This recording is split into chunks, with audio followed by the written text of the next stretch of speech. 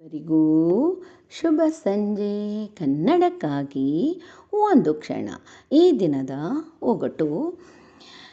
ನಾನು ಹಿಮಾಲಯಕ್ಕೆ ಹೋಗುತ್ತಿದ್ದಾಗ 7 ಹೆಂಡತಿಯರಿದ್ದ ಒಬ್ಬ ವ್ಯಕ್ತಿಯನ್ನು ಭೇಟಿಯಾದೆ.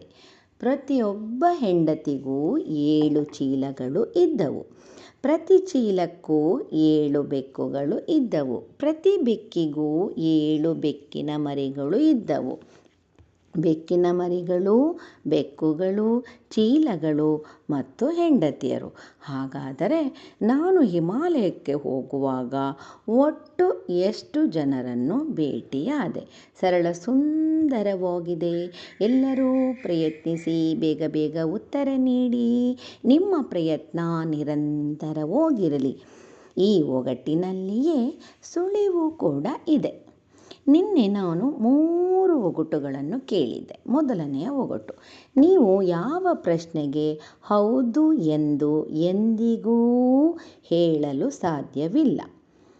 ನಿನ್ನೆಯ ಮೊದಲನೇ ಒಗಟಿನ ಉತ್ತರ, ನೀವು ಇನ್ನೂ ನಿದ್ದೆ ಮಾಡಿದ್ದೀರಾ ಎಂಬ ಪ್ರಶ್ನೆಗೆ.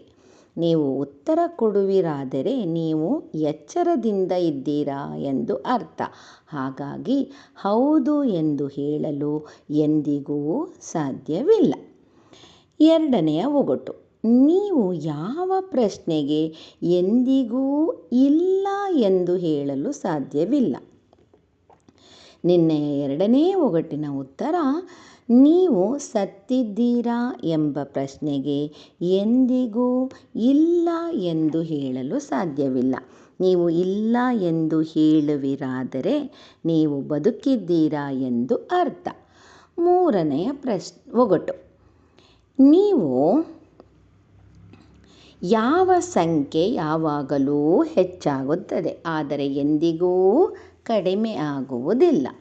ಸರ್ವರು ಸಮರ್ಪಕ ಉತ್ತರವನ್ನೇ ನೀಡಿದ್ದೀರಿ. ನಿಮ್ಮ ಪ್ರಯತ್ನ ನಿರಂತರವಾಗಿರಲಿ. ನಿನ್ನೆಯ ಮೂರನೇ ಒಗಟಿನ ಉತ್ತರ, ನಿಮ್ಮ ವಯಸ್ಸು. ಚಿತ್ರವನ್ನು ಒಮ್ಮೆ ನೋಡಿ, ಮತ್ತೊಮ್ಮೆ ಒಗಟುಗಳನ್ನು ಕೇಳಿ. ಮತ್ತೊಮ್ಮೆ ಎಲ್ಲರಿಗೂ ಶುಭ ಸಂಜೆ. ಕನ್ನಡಕ್ಕಾಗಿ ಒಂದು ಕ್ಷಣ. ನಿಮ್ಮೊಂದಿಗೆ ಶ್ರೀ.